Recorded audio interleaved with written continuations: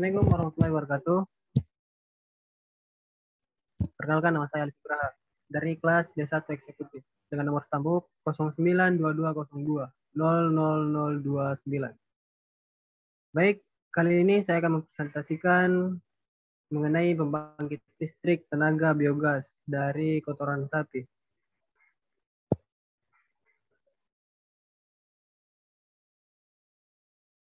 Selanjutnya,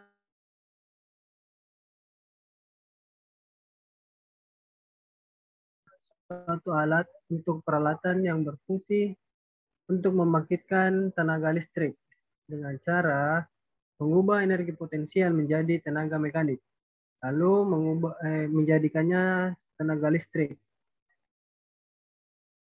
agar mendapatkan energi listrik yang dapat dimanfaatkan berbagai macam sumber energi seperti tenaga air, angin, bahan bakar fosil, dan bahan bakar nuklir.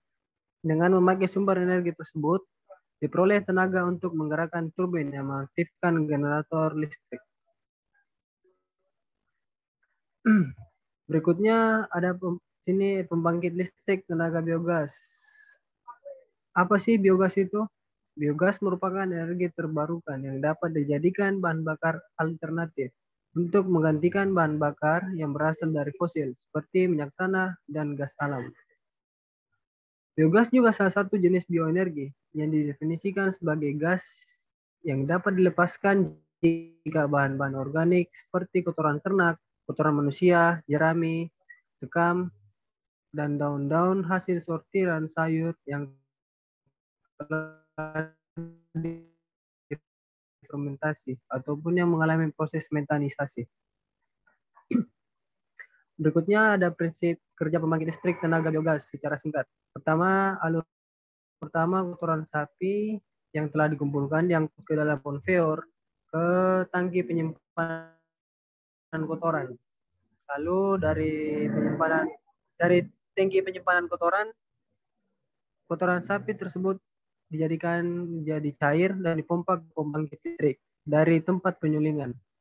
Lalu dari tangki pencampuran dan keran tempat penyulingan disalurkan ke digester. Nah, dalam digester kotoran sapi diaduk dengan pengaduk. Pengaduk biasanya dilakukan oleh sloped mixer. Dalam pengaduk diperlukan pemanasan. Selanjutnya, dari pemanasan tersebut biogas terdapat di gas holder. Nah, dari gas holder, biogas dilahirkan ke gas CO-min atau ke gas CO generation unit. Nah, di sini panas dapat dijadikan listrik dan diproduksi. Selanjutnya ada alur kerja pembangkit biogas. Yang berikut ada tahapan alur kerja dari pembangkit biogas. Nah, yang pertama, sampah organik yang padat diangkut oleh rel yang berjalan atau konveyor ke tangki penyimpanan kotoran atau tangki homogenation. Sampah cair awalnya datang ke tangki utama. Di tangki utama, sampah dicampur. Setelah dicampur dengan suhu yang hangat, kurang lebih 30 derajat. Guna untuk diperlukan suhu yang ideal. Nah, biasanya tangki penyimpanan mempunyai daya tampung 2-3 hari untuk fullnya. Sampah padat diisi juga ke dalam tangki untuk dicampur atau dimasukkan ke digester melalui keran pengisian. Selanjutnya, sampah organik cair dipompa ke pembangkit listrik tenaga biogas dengan pompa atau jalur pipa. Jalur pipa ke tempat penyulingan sampah organik cair atau stasiun pompa kotoran. Terus dipisahkan ke dalam digester. Nah, dari tangki pencampuran, keran biomasa disalurkan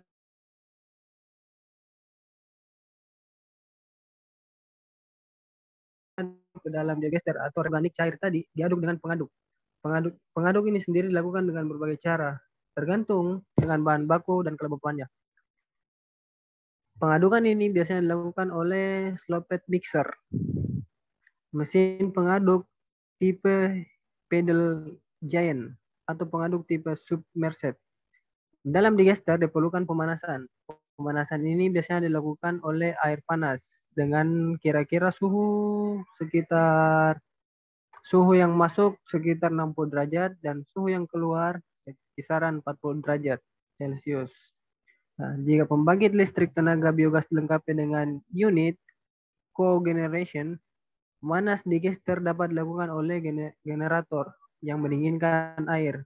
Nah, generator yang mendinginkan air mempunyai suhu dengan kira-kira 90 derajat Celcius. Nah, sebelum pemanasan disalurkan ke sistem pemanas digester. Panas ini dicampur dengan air dengan suhu 40 derajat Celcius sehingga sistem pemanasan menerima air dengan suhu 60 derajat Celcius. Pemanasan ini bertujuan untuk membantu proses fermentasi yang dilakukan oleh bakteri anaerob atau bakteri yang membantu dalam proses penguraian terhadap sampah organik yang dimasukkan ke dalam digester.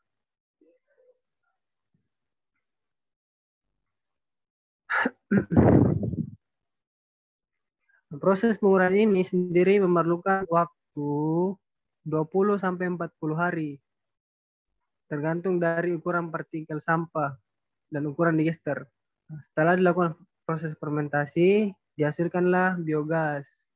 Biogas ini dalamnya kandungannya 50 sampai 70% gas metana atau CH4 dan 50 sampai 30 sampai 50% karbon dioksida atau CO2. Terus biogas terdapat di gas holder. Nah, di dalam gas holder tekanan dan biogas dicampur dengan merata.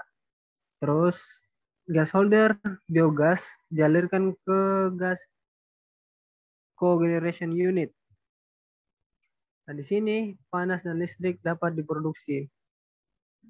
Di sini dapat memproduksi 2 kWh energi listrik dan 2 kWh energi panas. Berikutnya ada potensi listrik yang dapat dihasilkan dari proses alur proses biogas tadi, yaitu kotoran sapi dapat diproduksi 25 kg per hari dengan jumlah sapi 4.000 ekor. Ya, dengan jumlah sapi 4.000 ekor ini berpotensi menghasilkan listrik sebanyak 3.760 kWh per hari. Baik, itulah tadi pemaparan presentasi saya soal pembangkit listrik tenaga biogas dari kotoran sapi. Kurang dan lebihnya mohon dimaafkan. Assalamualaikum warahmatullahi wabarakatuh.